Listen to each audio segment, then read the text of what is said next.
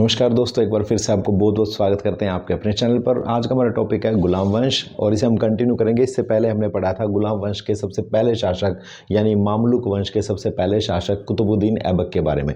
और अब कुतुबुद्दीन की जब मृत्यु हो जाती है वो साल था 1210। 1210 में जब कुतुबुद्दीन की मृत्यु हो रही है उसके बाद गुलाम वंश का अगला शासक कौन था हम उसके बारे में पढ़ेंगे। तो इसके बाद जो शासक बनाया गया वो व्यक्ति था आराम शाह। नाम क्या था? आराम शाह। आराम शाह कुतुबुद्दीन ऐबक के बाद शासन को संभालता है दिल्ली सल्तनत के। और क्योंकि आराम शाह एक अयोग्य शासक माना गया है, इतिहास में इसको अयोग्य शासक माना गया क्योंकि इसके राज में जितने भी जो गुरीद एम्पायर था, यानी कि ये जो मोहम्मद गौरी ने जो एरिया जीते थे और जिस पे गुरीद साम्राज्य पे और भारत वाले जो हिस्से पे कुतुबुद्दीन ऐबक का जो कब्जा था ना, वो कुतुबुद्दीन ऐबक के समय में ही थोड़ा सा हम ये कहेंगे बहुत मजबूत नहीं था, तो उसको और स्ट्रॉन्ग करने की जरूरत थी। लेकिन जैसे ही कुतुबुद्दीन ऐबक की मृत्यु होती है, असामयिक मृत्यु थी क्योंकि किसी ने उम्मीद नहीं की थी कि खेलते समय उसकी मृत्यु होगी, तो अचानक जब ये मृत्यु हो जाती कुतुबुद्दीन ऐबक की, तो गुरीद साम्राज्य जितना भी था वहाँ पे अलग अलग जो सेनापति थे जिन्होंने इनकी अधीनता स्वीकार कर ली थी, उन सब ने बगावत कर दी और वो स्वतंत्र शासक बन गए। तो आराम शाह गद्दी पे बैठा, लेकिन काफ़ी आराम इसके लिए वहाँ पे नहीं था। इसको बनाया गया और ये बना 6 से 8 महीने के टाइम पीरियड के लिए। कब तक आराम शाह ने शासन किया? 6 से 8 महीने। आराम शाह क्योंकि अयोग्य था और लगातार अराजकता फैलती चली गई, तो जब ये दिल्ली सल्तनत के ये सुल्तान जो राज कर रहे थे, इनके समय में ना जो सरदार होते थे, सरदार, मलिक और अमीर, इनका गठजोड़ होता था। ये ताकतवर होते थे और इन्हीं के दम पे सुल्तान बैठता था और यही सलाह मशवरा सुल्तान इनसे करता था। तो ये जो लोग थे, इन्होंने जब देखा कि इतनी अराजकता फैल गई है और इनका अब मजबूत रहना अब आगे तभी डिपेंड करता है जब सुल्तान मजबूत बैठा हो, तो लगातार इन्होंने देखा हर तरफ अफरा तफरी का माहौल बना। तो उन्हीं में से कुछ ने कुतुबुद्दीन ऐबक के दामाद, कुतुबुद्दीन ऐबक के दामाद जो उस समय पे बदायूं के गवर्नर थे, ठीक है, बदायूं के गवर्नर थे वो, इल्तुतमिश नाम था, इल्तुतमिश। इल्तुतमिश भी एक तुर्क था। क्या था? तुर्क था और इलबारी कबीले का था और ये भी एक गुलाम था। गुलामों का गुलाम कौन से सुल्तान को कहा गया? तो हम बताएंगे इल्तुतमिश वो सुल्तान था जिसको गुलामों का गुलाम कहा गया, क्योंकि कुतुबुद्दीन ऐबक मोहम्मद गोरी का गुलाम था और इल्तुतमिश कुतुबुद्दीन ऐबक का ही गुलाम था। तो ये तो गुलामों का भी गुलाम था और यही कारण था कि जब इल्तुतमिश आता है 1211 ईस्वी, जब ये यहाँ बैठा इसी साल के एंड पे, 1211 की शुरुआत में आता है और ये दिल्ली के पास इसका और किसकी लड़ाई होती है? क्योंकि गद्दी पे कौन बैठा होता? आराम शाह। आराम शाह और इल्तुतमिश के बीच एक जंग होती है, एक युद्ध होता है जिसमें कैद कर लिया जाता है आराम शाह को, और या तो वहीं ये बोला जाता है तो वहीं बैटलफील्ड पे ही, युद्ध के मैदान में, या फिर जहाँ पे इसको कैद किया गया वहाँ पे इसकी मृत्यु तभी हो जाती है कुछ ही टाइम बाद। तो इल्तुतमिश अब सुल्तान बन बैठता है। अब इल्तुतमिश जब सुल्तान बन के बैठा तो ये जो मैंने आपको बताया था सरदार, मलिक, अमीर, इसमें से कुछ थे इस पक्ष में कि सुल्तान मजबूत रहे भले ही ये आदमी ना हो। दूसरे क्या थे? उनको ये लगा कि ये जो व्यक्ति आया है इल्तुतमिश जो आ गया, इल्तुतमिश तो गुलामों का भी गुलाम है, तो अगर ये सिंहासन है, कौन सा सिंहासन? दिल्ली सल्तनत का ये सिंहासन जिस पे इल्तुतमिश आके बैठा, ये तो गुलामों का भी गुलाम है। और वो खासकर वो अमीर जिनको क्या बोला जाता है? कुतुबी अमीर। क्या बोला जाएगा? कुतुबी अमीर। अब ये कुतुबी अमीर कौन थे? कुतुबी अमीर वो अमीर थे, वो प्रभावशाली लोग थे जिनको कुतुबुद्दीन ऐबक का समर्थक माना गया। किनका समर्थक माना गया? कुतुबुद्दीन ऐबक का समर्थक। तो ये कुतुबी अमीर हैं, इनको बड़े जलन महसूस हुई कि यार कुतुबुद्दीन ऐबक हमारा खास था, सुल्तान था, और उसका भी कोई गुलाम है इल्तुतमिश। वो इस बात पे नहीं गए, ये उसका दामाद भी था, लेकिन उन्होंने ये देखा कि ये उसका भी गुलाम व्यक्ति है और ये आके हमारे ऊपर सुल्तान बन के बैठेगा, तो हमें इसकी सुल्तानी स्वीकार नहीं है। तो ये जो कुतुबी अमीर थे ये सबसे बड़े दुश्मन बने इल्तुतमिश के। अब इल्तुतमिश जब गद्दी पे बैठ जाता है तो सबसे पहले वो इन्हीं पे बहुत ही कठोरता से प्रहार करता है, इनकी हर तरफ काट करता है और अपनी एक शुरुआत करता है। वो अपने एक 40 तुर्क सरदारों का एक समूह बना लेता है, मजबूत, जो निष्ठावान थे इसके प्रति, तो उसको बोलता है चालीसा, ठीक है, और उन्हीं को प्रशासन के सबसे महत्वपूर्ण पदों पर बिठा देता है। प्रशासन के सबसे महत्वपूर्ण पदों पर अब इल्तुतमिश के 40 सरदार, अमीर, मलिक, ऐसे लोग थे जिनको बिठाता। लेकिन वो कौन थे? वो ये सीधे रैंडमली नहीं उठा लिया किसी को भी, जो सबसे ज्यादा निष्ठावान थे। 40 सरदारों का जो एक 40सा इसने बनाया, ये बहुत बड़ा रोल प्ले करता है इसकी सफलताओं में। किसकी सफलताओं में? इल्तुतमिश की। तो अभी तक हमने क्या देखा, मैं एक बार रिवीजन करा देता हूं आपका। दिल्ली सल्तनत कुतुबुद्दीन ऐबक से शुरुआत होती है, लेकिन 4 साल रूल करके 1206 से 1210 तक चौगान खेलते हुए, पोलो खेलते हुए कुतुबुद्दीन ऐबक की मृत्यु हो जाती है। तो उसके बाद जो अफरा तफरी का माहौल बनता है कि एकदम से जब पता लगता है ये मैसेज जितने भी इस गुरीद साम्राज्य के, यानी कि बाद में हम ये कह सकते हैं ऐबक के साम्राज्य में खबर पहुंचती है, जिन जिन शासकों ने उसकी अधीनता को स्वीकार कर लिया था, राजपूतों ने, ग्वालियर के राजा ने, कलिंजर के महाराज ने, तो उन सब ने अपने आप को स्वतंत्र घोषित कर दिया। लेकिन यहां से जब आराम शाह बैठता है तो ये कहीं कोई भी काम इसने ऐसा नहीं किया कि इसने अच्छा शासन करके दिखाया हो। तो आराम से 6 से 8 महीने बैठा, लेकिन क्योंकि एक बार जब कुर्सी मिल जाती है, गद्दी की लालसा होती है, तो उसको छोड़ता कौन है। तो जैसे इसको ये पता लगा कि इनमें से ही कुछ लोगों ने इल्तुतमिश को इनवाइट कर दिया है कि तुम आओ और यहाँ पे आके सिंहासन संभालो, तो आराम शाह भी निकल पड़ता अपनी सेना लेके। और वो बदायूं से आ रहा है, ये दिल्ली से आ रहा है। निकलते ही ऐसा कहा जाता है जड़ नामक स्थान पर कहीं इनका युद्ध होता है और उसमें पकड़ लिया जाता है आराम शाह को, और कुछ समय बाद इसकी मृत्यु हो जाती है। इल्तुतमिश अब नया सुल्तान बनता है, लेकिन बनते ही सबसे ज्यादा विरोध इसका कहां से इसको मिलता है? दूर तो देखने ही देखने हैं जिन लोगों ने स्वतंत्रता घोषित कर दी, उनको तो बाद में देखेगा, लेकिन सबसे पहले कुतुबी अमीर, वो लोग, वो प्रभावशाली लोग उस समय के, जो कि कुतुबुद्दीन ऐबक के खास थे, उनको ये लगता है कि गुलामों के गुलाम को हम अपना सुल्तान कैसे बना लें। बस एक यही भाव था, इसकी वजह से इसका विरोध करते हैं।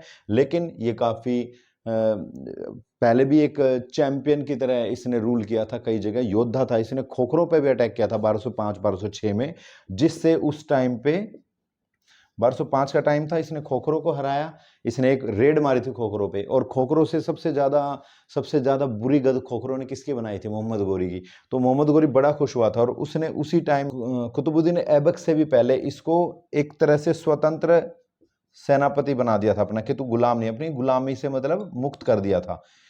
तो इसमें क्वालिटीज थी, इस वजह से ये तो कुतुबुद्दीन ऐबक से पहले मुक्त हो चुका था। लेकिन क्योंकि ये अच्छे भाव से राज कर रहा था, तो बदायूं को इसने अच्छे से चलाया। उससे पहले इसने ग्वालियर को भी जीता था, तो इसमें क्षमता थी, और उसी क्षमता की वजह से इसको इन्वाइट किया गया और ये बना। अब आते हैं उपाधि, तो यहां पर नाम लिख देता हूं मैं, इल्तुतमिश। इसका टाइम पीरियड हम 1211 लिखेंगे, 1236। कई जगह इसका टाइम पीरियड आपको 1210 से 1236 मिलेगा। तो ये इसका टाइम पीरियड है। अब क्या शुरू करते हैं, इसने सबसे पहले लिखेंगे हम, जैसे हम अक्सर लिखते आए हैं कि भाई इनको देखना है तो इनकी उपाधि, इन्होंने क्या निर्माण किया, कौन सी प्रणाली चलाई। तो इसने कौन सी उपाधि ली? अमीर उल मोमिन, अमीर उल मोमिन। तो ये तो थी इसकी उपाधि। और आपसे एग्जाम में जब पूछेगा ना, तो आपसे शायद अमीर उल मोमिन इतना भी पूछता है, पूरा इतना बड़ा नहीं पूछता, तो ये याद रखना। अमीर उल मोमिन की उपाधि किसने ली? तो आप लिखेंगे ये ली इल्तुतमिश ने। अच्छा, इसका अर्थ क्या होता है? इसका अर्थ होता है खलीफा का सहायक, खलीफा का सहायक, हेल्पर। और ये दी किसने इनको? बगदाद के खलीफा ने दी, बगदाद के खलीफा से इसको ये मिली। ये मिली कब? ये भी लिख देते हैं, 1229 में इसको मिलती है। तो ये कहा जाता है कि ये पहला वो सुल्तान था जिसके शासन को वैधानिक मान्यता मिली थी। इसने मोहम्मद गोरी के परिवार से किसी से पत्र हासिल नहीं किया। ये पहला सुल्तान था जिसने सीधे खलीफा से पत्र प्राप्त किया था। तो क्वेश्चन ऐसे भी आता है कि वो गुलाम वंश का वो पहला सुल्तान कौन सा था जिसके शासन को, जिसके साम्राज्य को सीधे बगदाद के खलीफा से मान्यता प्राप्त हुई। तो वो है इल्तुतमिश। याद रखेंगे। अब देखते हैं आगे। इसके समय के जो दरबारी कवि थे या कोई विद्वान, तो दरबारी कवि या विद्वान, हम सीधे देखो वहां जा रहे हैं जैसे एग्जाम में पूछा जाता है। ये भी क्वेश्चन आता है, ये भी आता है, ये टाइम पीरियड पे आ जाता है और दरबारी कवि या विद्वान पे आता है। इसमें मत घबराना, 1211 से 1236 आएगा या तो 1210 से 1236। ये एक साथ नहीं आएगा कि भाई एक ऑप्शन ए ये है ऑप्शन बी ये, कभी नहीं आएगा, अलग अलग आएगा। तो आप ध्यान रखना, क्योंकि इससे पहले जो शासक हुआ ना आराम शाह, उसके बारे में थोड़ा संदेह है कि उसने 6 महीने रूल किया या 8 महीने किया। अगर उसने 8 महीने किया तो तब हम लिख देते हैं 1211, लेकिन वो कई जगह 6 महीने मेंशन है, इसीलिए 1210 से 1236 इसका टाइम पीरियड बताया जाता है। आराम शाह पे बहुत सारे क्वेश्चन नहीं आते हैं, बस इतना आता है कि भाई आराम शाह एक अयोग्य शासक था, इसलिए इल्तुतमिश के और उसकी जड़ नामक स्थान पर, दिल्ली के पास कोई जड़ नामक स्थान था पुराने समय में, वहां पे इनका युद्ध होता है और वहां पे इल्तुतमिश लगभग उसको ये भी आएगा कि भाई उसको या तो कैद करके या फिर वहीं मार देता है और सुल्तान बन बैठता है। और ये कौन था? ये कुतुबुद्दीन ऐबक का दामाद था। क्वेश्चन ये भी आता है कि आराम शाह के बारे में ना अलग अलग थोड़ा सा पॉइंट मिलता है। एक तो उसका जन्म स्थान कहीं पे मेंशन नहीं कि भाई कहाँ पैदा हुआ और कितने साल में, मतलब कौन से साल में वो पैदा हुआ था, और जब वो शासक बना है, सुल्तान बना है, तो उसकी उम्र कितनी थी, ये चीज़ इसमें नहीं आती है। आराम शाह के बारे में ज़्यादा तथ्य मौजूद है नहीं, क्योंकि उसका रूल ही इतना सा था, जिसका रूल 6 से 8 महीने या 2 महीने, तो उनके बारे में ज़्यादा जानकारी नहीं है और क्या ही कर लिया होगा। तो आप इस पे ध्यान रखना, इस पे फोकस रहेगा ज़्यादा। ये आएगा भाई दूसरा वो बना तो तीसरा ये बना, ये ज़्यादा है, इंपॉर्टेंट है, बहुत शक्तिशाली ये था।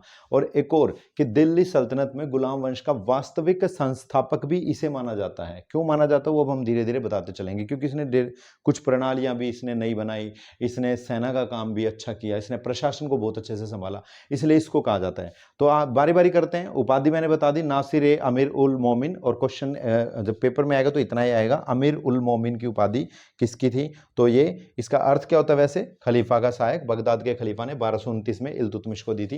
पहला ऐसा सुल्तान था जिसको वैधानिक मान्यता दी गई थी। अब देखो दरबारी कवि कौन कौन थे। मिन्हाज उल सिराज, ठीक है, मिन्हाज उल सिराज।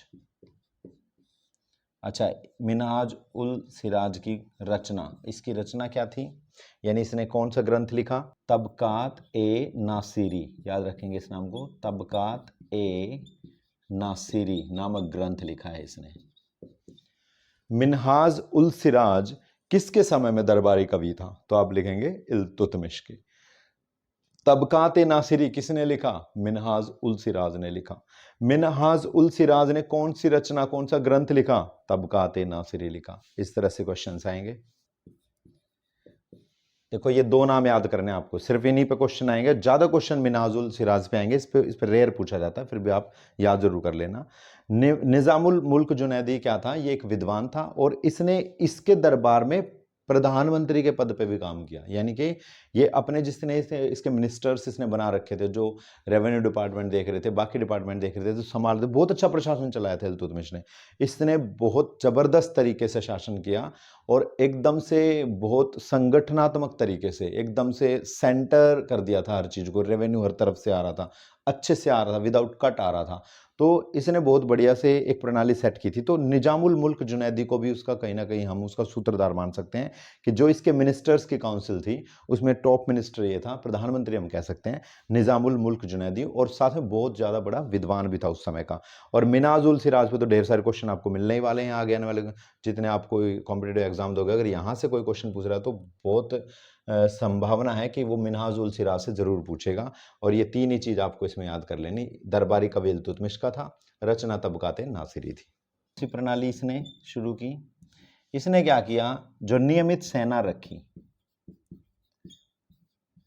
नियमित सेना रखी, उसकी व्यवस्था की। इसने इक्ता प्रणाली शुरू की, ठीक है। कौन सी प्रणाली? इक्ता प्रणाली। इसमें क्या होता था, सैलरी देने के बजाय जमीन का एक हिस्सा दे देते थे। इक्ता प्रणाली में दो टाइप से था, एक तो छोटे इक्तादार थे, इक्तादार मतलब जिसको जमीन गिफ्ट की जाती थी कि भाई आप इससे रेवेन्यू लेते रहो, आप इससे टैक्स लेते रहो, आपकी इतनी जमीन है, सैलरी देंगे, बदले में काम करते रहो। इसमें सैनिक और गैर सैनिक सभी तरह के अधिकारी थे। तो इक्ता प्रणाली का क्या था, इक्ता प्रणाली एक तो छोटे इक्तादार थे, एक बड़े इक्तादार थे। छोटे इक्तादार तो ये थे कि जस्ट रेवेन्यू इकट्ठा कर लेते हैं, टैक्स इकट्ठा कर लेते हैं जमीन से। लेकिन जो बड़े इक्तादार थे उनको एक और जिम्मेदारी दी जाती थी कि वो अपनी एक छोटी सी सेना भी रखेंगे, छोटी सेना रखेंगे, और जब सुल्तान की सेना को जरूरत पड़ेगी वो अपनी सेना वहां पर जरूर भेजेंगे। और बड़े इक्तादार के पास एक और क्या था कि जितनी बड़ी वो जमीन है, जो एरिया वहां पे जो जनता रहती, उसका न्याय भी इनको करना था। यानी कि न्यायिक प्रणाली स्थापित की कि भाई आप लोग न्याय, लॉ एंड ऑर्डर के लिए भी आप ही जिम्मेदार हो गए। तो ये काफ़ी अच्छी चीज़ थी। अच्छा, इसमें ये था कि भाई जो बड़े इक़्तिदार थे, जब वो सेनाएं रख लेते थे तो कहीं ऐसा तो नहीं कि भाई वो एक ही जगह पक जाते हैं, रहते रहते भाई स्ट्रांग होते चले जाएं, सेना को मजबूत करें। तो इसका भी ध्यान रखा था इल्तुतमिश ने। क्या किया था, जो बड़े इक़्तिदार थे उनका ये ट्रांसफ़र कर देता था कई बार। जैसे कोई यहाँ पे इस समय है इक़्तिदार, वो बड़ा है और स्ट्रांग होता है, तो उसको कहीं और भेज दिया जाता था, उसकी जगह वाले इंसान को यहाँ का इक़्तिदार बना दिया जाता था। तो ट्रांसफ़र वाला सिस्टम भी रखा था। और ये इल्तुतमिश न्याय व्यवस्था के लिए भी जाना जाता है कि भाई ये बहुत ही न्यायप्रिय था। इसने अपने महल के बाहर 2 लॉयन बना रखे थे मार्बल के, संगमरमर के, और उनके गले में घंटियां बंधी हुई थी। तो किसी भी कोई भी राहगीर वहां से आता जाता, अगर किसी को ये लगता है कि उसको न्याय चाहिए, तो वो फरियादी बन के उन घंटी को बजा सकता था और न्याय मांग सकता था। और न्याय के लिए भी इसने बढ़िया सिस्टम सेट कर रखा था। जैसे आज होता है कि लोअर कोर्ट होती है, फिर अपर होती है, यानी कि डिस्ट्रिक्ट कोर्ट चली जाती है, फिर उसके बाद हाई कोर्ट होती है, फिर सुप्रीम कोर्ट होती है, और लास्ट में फिर प्रेसिडेंट ऑफ इंडिया है। तो ऐसे ही इसने भी नियुक्ति कर रखी थी।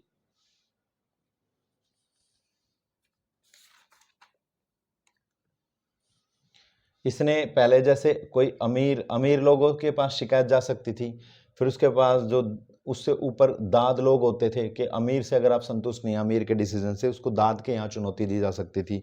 फिर दाद से भी आप संतुष्ट नहीं होते हैं, काजी को आप ले जा सकते थे अपने मामले को, कि काजी के सामने ले जाएं। काजी से भी आप संतुष्ट नहीं थे तो फिर प्रमुख काजी बैठता था, एक मुख्य काजी जो था, वहां पे आप ले जा सकते थे। फिर वहां से भी आपको संतुष्टि ना मिले तो अंत में उस मैटर को सुप्रीम कोर्ट उस टाइम की, यानी कि सुल्तान इल्तुतमिश सुनता था। तो ये कहा जाता है कि जो न्यायिक प्रणाली भी सेट की ना, वो काफी अच्छी की। यहाँ देखो, जो बड़े इक़्तिदार थे उनको लॉ एंड ऑर्डर के लिए रिस्पॉन्सिबल ठहरा दिया था कि अगर आपके वहां लॉ एंड ऑर्डर बिगड़ता है तो इक्ता जो आपको मिला वो छीन लिया जाएगा। तो आपके वहां जस्टिस होना चाहिए सबके साथ। और ऐसे ही ये थे, देखो हमारे यहाँ भी कोर्ट का भी यही सिस्टम है, लास्ट में प्रेसिडेंट पे बात पहुंच जाती है, यहाँ सुप्रीम कोर्ट होती है, हाई कोर्ट होती है। तो ऐसे ही इसने उस टाइम पे शुरू किया। तो ये बहुत अच्छी एक कोशिश थी भाई अपने साम्राज्य को बहुत सुदृढ़ करने की, मजबूत करने की।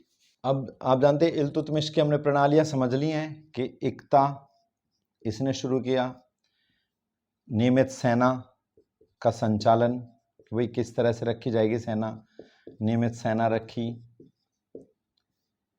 चालीसा बनाया अपनी सलाह के लिए, शक्तिशाली सरदारों को इकट्ठा रखा, और वो बहुत निष्ठावान थे, कोई भी बगावत नहीं हो सकती थी उनमें। जो बड़े इक़्तिदार थे उनके जिम्मे न्याय व्यवस्था भी दे दी थी, उस एरिया के लॉ एंड ऑर्डर भी दे दिया था। उनका ट्रांसफ़र का सिस्टम था कि वो बगावत ना कर दे, कल को एक जगह स्ट्रांग होकर वहाँ होल्ड बना के वो अपने आप को स्वतंत्र घोषित कर दें। तो उससे बचने के लिए बड़े इक़्तिदार हैं उनका ट्रांसफ़र भी ये कर देता था। इसके अलावा इसने दिल्ली में उस टाइम पे बहुत सारे तालाब,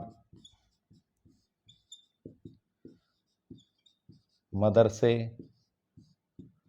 मस्जिद, इनका निर्माण कराया। और पहली बार ये कहा जाता है कि जो मकबरा है, मकबरे जो बनाए गए, वो पहला मकबरा इल्तुतमिश ने ही बनाया। इसके अलावा जो हम इसके युद्ध क्षेत्र की बात करें कि जो रणभूमि थी वहां ये क्या कर रहा था, जैसे ही 1210 1211 इस टाइम में ये सत्ता संभालता है, तो एक तो मैंने आपको बताया जो कुतुबी अमीर थे उनसे विद्रोह हो रहा था लगातार, उनको दबाने के बाद इसने ध्यान दिया कि हमने पढ़ा था कुतुबुद्दीन ऐबक जैसे मोहम्मद गोरी की मृत्यु होती है, 3 शक्तिशाली उसके गुलाम थे जिन्होंने अलग अलग क्षेत्रों पे रूल करना स्टार्ट कर दिया था। और उसी में एक था तेजुद्दीन यल्दौज। कौन था? हमने पिछली क्लास में भी किया था, अब तो आप साथ साथ बोल सकते हैं। तेजुद्दीन यल्दौज जो गजनी से रूल कर रहा था, ठीक है भाई। और दूसरा था नसीरुद्दीन कबाचा, कई जगह कुबाचा लिखा मिलेगा तो कंफ्यूज मत होना, ये भी यल्डीज में मिल सकता है कहीं पे लिखा हुआ, बस आपको थोड़ा पता लग जाएगा, जैसे ये नाम ये आएगा ना सामने वाले, इससे पता लग जाएगा। तो नसीरुद्दीन कबाचा ये उच्च पे, सिंध पे, मुल्तान पे, इस पे रूल कर रहा था। तो ये दो शक्तिशाली उस टाइम पे शासक बन गए थे कुतुबुद्दीन ऐबक के समकालीन। अब कुतुबुद्दीन ऐबक एकदम से मर जाता है, 6 से 8 महीने तक आराम शाह रहता है, उसके बाद इल्तुतमिश आता है। तो ये तो इसको गिफ्ट में मिलते हैं दोनों।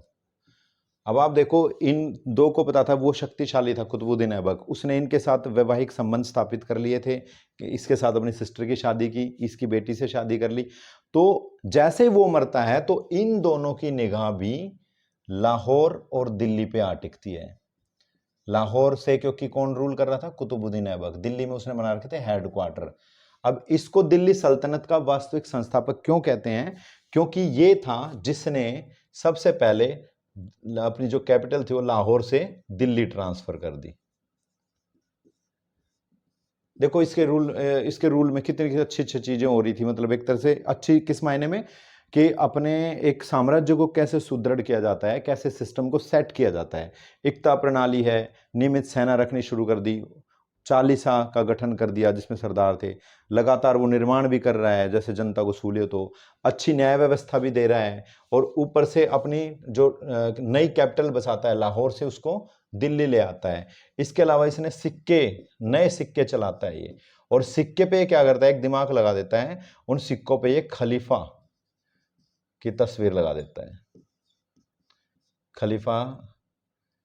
खलीफा का चित्र लगाता है ना, अंकित था एक तरफ खलीफा।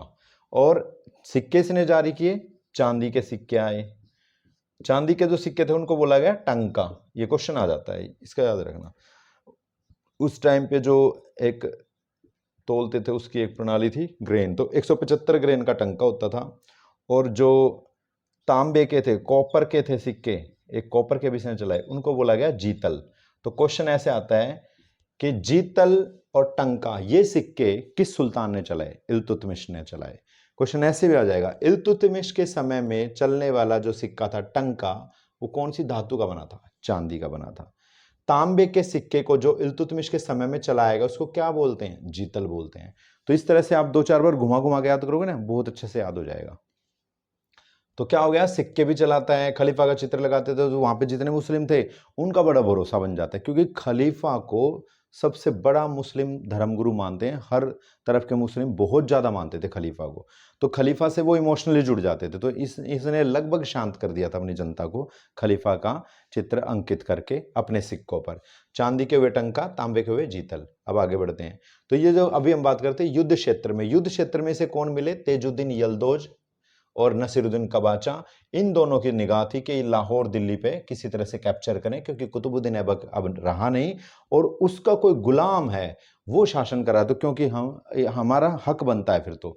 और यल्दौज तो शुरू से ही वो तो कुतुबुद्दीन ऐबक के ऊपर भी अटैक करने के चक्कर में था कि भाई गजनी में, क्योंकि मोहम्मद गोरी गजनी चला जाता था यहाँ से लगभग लूटपाट मचा के, तो मेन तो यही था हेडक्वार्टर एक तरह से। तो ये सोचता था मैं अगर यहाँ बैठा हूं तो ये मेरे गुलाम है, लेकिन आपस में द्वंद्व था। ये द्वंद्व इल्तुतमिश भी समझ गया था कि इन दो से टक्कर होने वाली है। जैसे ही वो अपने यहाँ पर अपने जो अमीर थे, कुतुबी अमीर, उनको दबाता है, अपने सरदार ये बिठा देता है, तो इन पे फोकस हो जाता है फिर उसका। फिर युद्ध होने थे, तय थे, बिल्कुल होने थे, ये भी तैयार थे और ये भी तैयार था, इसको पता था कुचलना बहुत जरूरी है। तो इनके जो युद्ध होते हैं उनके बारे में देखते हैं। हमने तराइन का प्रथम युद्ध पढ़ा था 1191 में, किसके किसके बीच था? आपको याद हो तो जल्दी जल्दी बताओ। ये था मोहम्मद गोरी और पृथ्वीराज चौहान थर्ड, उनके बीच, जिसमें कौन जीता? पृथ्वीराज चौहान थर्ड। और इस युद्ध में लगभग लगभग मोहम्मद गोरी मारा ही गया था। जो गोविंदराज चौहान थे, पृथ्वीराज चौहान के भाई थे, उनका भाला लग गया था, बहुत ज्यादा घायल था, लेकिन एक खिलजी घुड़सवार इसका गुलाम गौरी का, वो उसको बचा ले गया वहां से। तो फिर वो जब आता है 1192 में, फिर से तराइन में सेकंड वॉर होती है, उसमें उसने इतिहास ही पलट दिया। पृथ्वीराज चौहान वहां पे मारा गया और जीत गया वहां पर गौरी। तो उसके बाद एक धीरे धीरे नींव पड़ जाती है इनके रूल की, मुस्लिम्स के यहाँ पे।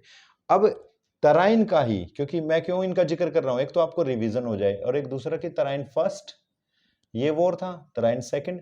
अब क्योंकि तराइन में युद्ध हो रहा है तीसरा, तो तराइन थर्ड कब हो रहा है, लिख दूं तराइन थर्ड किसके बीच हो रहा है, 1215 में हो रहा है, किसके, तेजुद्दीन यल्दौज और इल्तुतमिश, ये युद्ध होता है, जाता है इल्तुतमिश, तो एक का तो खात्मा कर देता है। फिर बचा नसीरुद्दीन कबाचा, 2 ही साल बाद नसीरुद्दीन कबाचा, एक ही बचा था तो क्यों ना कबाचा को भी पकड़ लूं, तो ये सॉरी 1215 में तो ये था, तो 1217 2 साल बाद इस पर अटैक करता है। नसीरुद्दीन कबाचा मौके की नजाकत समझ जाता है कि ये मार देगा भाई, ये तो बहुत हावी हो गया था, बहुत खतरनाक योद्धा था इल्तुतमिश। तो अब नसीरुद्दीन कबाचा क्या करता है, उसकी अधीनता स्वीकार कर लेता है और कहता है मैं सालाना भाई टैक्स दे दिया करूंगा। लेकिन फिर बीच में थोड़ी थोड़ी हरकतें करता है, कभी अपने आप को स्वतंत्र घोषित कर देना, तो इल्तुतमिश समझता है कि इसका काम तमाम कर देना चाहिए। अब वो दोबारा एक बार अटैक करता है 1228। अब 1228 में फिर से जाता है और 1228 में किसका वध कर देता है, इसको मार देता है। नसीरुद्दीन कबाचा इससे बचने के लिए भागता है और कहा जाता है कि सिंधु नदी में डूबकर इसकी मृत्यु हो जाती है नसीरुद्दीन कबाचा। तो 1228 में इसका भी चैप्टर खत्म कर देता है। 1215 में करता है इसको, यह युद्ध हुआ था तराइन का तीसरा युद्ध, और 1228 तक इसे भी समेट देता है। नासिर ए अमीर उल मोमिन यानी कि खलीफा का सहायक, इस 1229 में आके इसको ये उपाधि मिल जाती, किसको, इल्तुतमिश को। तो इसने बिल्कुल जबरदस्त कार्रवाई कर रखी है हर जगह, आप देखोगे इसने वापस सारे राजपूतों को हराया। आराम शाह के राज में तो भी भाई सभी ने अपनी स्वतंत्रता घोषित कर दी थी, अपने आप को स्वतंत्र घोषित कर दिया था, तो उन सबको वापस जाके कैप्चर करता है। हर एक जगह ये गया, ये बंगाल तक गया। एक इसके बेटे की भी मृत्यु हो जाती है, जो इसका एक पुत्र जो था ना, जो इसका सबसे बड़ा पुत्र था, तो उसकी मृत्यु 1229 में ही होती है, इसी साल में वो मरता है वहां पर बंगाल में रहते हुए। तो ये थोड़ा टूट जाता है। और फिर इसने एक और चीज की, वो किसी सुल्तान ने से पहले नहीं की थी, अपने जीते जी अपना उत्तराधिकारी पुत्र या पुत्री को घोषित कर देना। तो इसको पता था इसका जो ज्येष्ठ पुत्र था वही लायक था, बाकी इसको भी पता था कि जो दूसरे हैं वो लायक नहीं है, इसलिए ये अनाउंस करता है कि मेरे बाद मेरी पुत्री कौन, रजिया भार संभालेगी, शासन वही संभालेगी। तो जब तो ये सारे जितने भी इसके ये जो 40 साथी सब हाँ कर देते हैं, मे भी किसके डर से किया हो कि हाँ ठीक है हम रजिया को ही आपका उत्तराधिकारी समझ लेते हैं। लेकिन इससे पहले ऐसा हुआ नहीं था कि कोई ऐसे महिला को किसी ने सुल्तान स्वीकार कर लिया हो।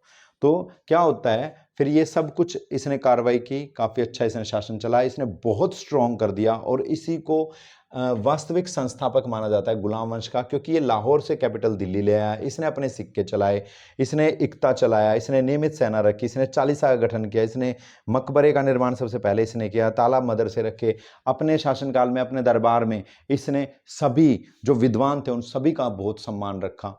तो ये सब चीजें दिखाती हैं, और जिस तरह से इसने युद्ध लगातार जीते और अपने सभी जो भी विरोधी थे सबको चित्त कर दिया, और गुलामों का गुलाम होने के बावजूद सुल्तान की गद्दी पाई और 25 साल तक रूल करके दिखा दिया। तो ये अपने आप में बहुत बड़ी बात है कि एक गुलाम का भी गुलाम, और अपनी दक्षता के दम पे, अपने योग्यता के दम पे वो सुल्तान बने। सुल्तान बन के जब चारों तरफ एक हाहाकार मचा हुआ है, हर तरफ अराजकता फैली है, हर जो सेनापति था, कमांडर था, अपने आप को स्वतंत्र शासक घोषित कर ले रहा है, तो ऐसी स्थिति में इसने 25 साल रूल किया और जबरदस्त रूल करके दिखाया, और इस साम्राज्य को बहुत मजबूत करके दिखा दिया, हर एक को हराता चला गया लगातार। तो ये इसकी तारीफ करनी चाहिए इस मामले में कि भाई एक योग्य व्यक्ति जरूर था ये। और सबसे बड़ी बात, इसने अपने समय में एक बहुत बड़े खतरे को टाल दिया। कौन सा बड़ा खतरा था वो था इसके समय पे होने वाला था भारत पे लगभग क्या होने वाला था, मंगोल आक्रमण। और मंगोल ऐसी जनजाति है मंगोलिया की जो समझ लो जहां से गुजर गई ना वहां हर चीज खत्म है, वहां कुछ नहीं मिलने वाला, सब कुछ तहस नहस, बड़े बड़े साम्राज्य उन्होंने मध्य एशिया में धराशायी कर दिए। तो मंगोलों का जो आक्रमण है इल्तुतमिश के समय में भारत पे हो सकता था, मंगोलों का आक्रमण। और उस समय मंगोलों को कौन कर रहा था? Genghis Khan. ये एक नंबर का समझ लो, ये तो राक्षस थे ही, ये इनसे बड़ा राक्षस था। चंगेज खान ने क्या किया? ख्वारिज्म साम्राज्य था अरब में। तो जो चंगेज खान था ना, पहले ये मंगोलिया से आए थे, इसलिए इनको मंगोल कहते हैं। ठीक है, चीन के पास है आज भी मंगोलिया, और मंगोलिया में काफी ठंड भी रहती है। और ये क्यों उठा? ये भी एक वहां पे जनजाति में ही थे चंगेज खान। ये इसका नाम पहले कुछ और था, फिर बाद में चंगेज खान पड़ा। चाइना के लोग घुसते थे मंगोलिया में, इनको लूटते थे, इनको मारते थे और तहस नहस करके मंगोल वालों को निकलते थे। तो इन्हीं में से एक उठ खड़ा हुआ चंगेज खान, उसने शक्तिशाली सेना बनाई, पूरे चीन को तहस नहस किया इसने। फिर ये बढ़ गया उस तरफ से ईरान की तरफ, अरब साम्राज्य जो बना हुआ था, ख्वारिज्म साम्राज्य। अब ये कहते हैं चंगेज खान के बारे में थोड़ा ये भी कहा जाता है कि ये लूटने के लिए, जैसे ये आए थे ना मुस्लिम आक्रमणकारी, यहाँ पे आ गए, हमारे यहाँ पे मोहम्मद गोरी आ गया, महमूद गजनवी आ गया, मोहम्मद बिन कासिम आ गया, इसका कोई लक्ष्य नहीं था लूटपाट करना, क्योंकि नहीं तो पहले ये उस तरफ बढ़ने के बजाय हमारी तरफ भी बढ़ता है, इसको पता था इंडिया में बहुत पैसा है। लेकिन इसके बारे में ये कहा जाता है, एक तो ये इसको क्या था, जो चीन में जितने भी अलग अलग साम्राज्य थे, एक तो वो इसके निशाने पे थे, क्योंकि वो बार बार मंगोलिया में घुस के आक्रमण करते थे, एक तो उन पे, और एक फिर वो उनका साथ देने वाले किसी को नहीं छोड़ता था, फिर इसको चाहे कहीं जाके मार के आना पड़े। अब ऐसा क्या होता है, इल्तुतमिश के राज में 1221 का समय था। अब ये ख्वारिज्म साम्राज्य में शाह अलाउद्दीन मोहम्मद शाह। अब चंगेज खान को किसी बात पे इनसे एलर्जी हो चुकी थी। अब चंगेज खान एक शक्तिशाली सेना लेकर अटैक करता है। जैसे ही इनको पता चलता है तो भाई इनकी तो सिटी पिटी घूम जाती है कि चंगेज खान आ रहा है। तो अलाउद्दीन मोहम्मद शाह कैस्पियन सागर की तरफ भाग जाता है। ये पहले निकल जाता है। अब चंगेज खान को पता चलता है कि अलाउद्दीन मोहम्मद शाह तो भाग चुका है, लेकिन उसका बड़ा बेटा जो है वो वहीं पे है, जिसका क्या नाम था? जलालुद्दीन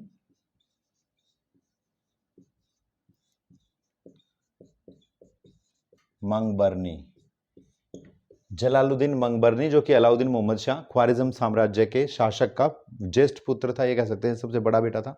तो ये इसको जब पता लगता है कि चंगेज खान ने ये घोषणा कर दी है कि अलाउद्दीन मोहम्मद शाह नहीं तो जलालुद्दीन मंगबरनी से ही गर्दन तो कटेगी, तो ये वहां से भाग लेता है और ये लाहौर की तरफ भागा भागा आता है।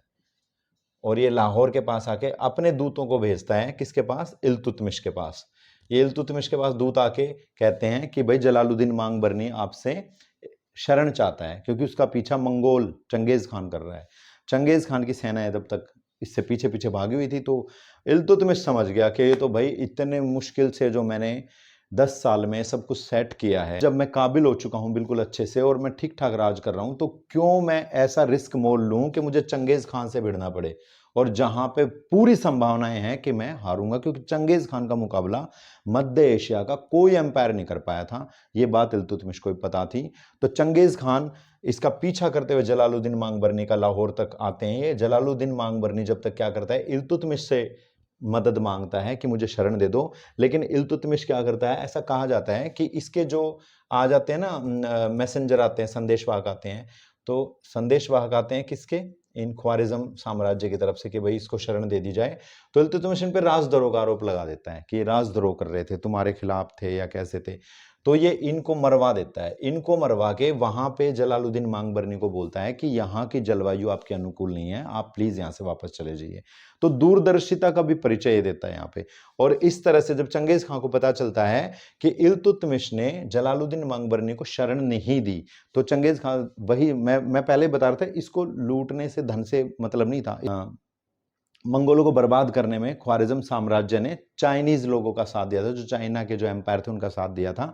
तो अब ये इसका पीछा करते हुए जब आता है, उसको पता लगता है कि भाई इल्तुतमिश ने मदद नहीं की, तो ये इसकी सेनाएं पंजाब की तरफ से फिर वापस लौट जाती हैं। कुछ तो ये कहते हैं कि गर्मी भी बहुत ज़्यादा है, और दूसरा ये पता लगता है कि भाई हाँ भाई मदद नहीं मिली, ठीक है हम इसको बाद में देख लेंगे, लेकिन फिलहाल इल्तुतमिश यानी कि भारत की तरफ अटैक नहीं करते हैं। तो ये ऐसा कहा जाता है कि इल्तुतमिश की दूरदर्शिता ही थी जिसकी वजह से ये अटैक नहीं हुआ। तो इसने अपनी सूझबूझता का परिचय देते हुए भारत पे मंगोलों के आक्रमण को भी उस समय पे रोक दिया। तो इसकी इस बात के लिए भी तारीफें होती हैं। अब इसने लगातार भाई साम्राज्य को तो मजबूत कर ही दिया, जिसने भी विरोध किया था, चाहे वो कलिंजर था, चाहे ग्वालियर था, चाहे राजपूत राजा थे, इन सब पे इसने अपने भाई जीत हासिल की। और जीत हासिल करने के बाद ये बना एक बहुत ही शक्तिशाली सुल्तान। तो इसका क्या होता है, अब इसकी मृत्यु का लिख देते हैं सीधे के 1236 ईस्वी में। 1236 ईस्वी में इसने तैयारी की कि ये अफगानिस्तान के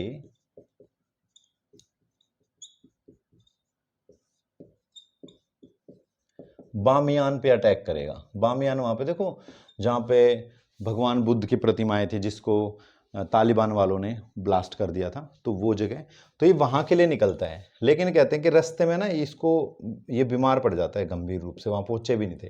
तो ये क्या कहता है कि अपनी सेना को ये कि रिटर्न करो वापस। ये वापस दिल्ली आते हैं, लेकिन यहाँ पे भी जो इसके वैद्य थे जितने भी, उन सब ने इसका इलाज किया, लेकिन इसका इलाज, इस इलाज से ये ठीक नहीं हो पाया और 1236 में इसकी मृत्यु हो जाती है। अब इसके बाद क्या होता है वो करेंगे हम अगली वीडियो में। अभी तक आपने इतने पेशेंस के साथ इस वीडियो को देखा, उसके लिए आपको बहुत बहुत धन्यवाद। और मैं उम्मीद करता हूँ आपने साथ साथ नोट्स भी बनाए होंगे, और इजीली अब आप आने वाले एग्जाम में आप इनसे रिलेटेड जितने क्वेश्चंस आएंगे उनको बहुत आसानी से सॉल्व कर देंगे। एक बार फिर से आपका बहुत धन्यवाद। अगले वीडियो में फिर से मिलेंगे। जय हिंद, जय भारत।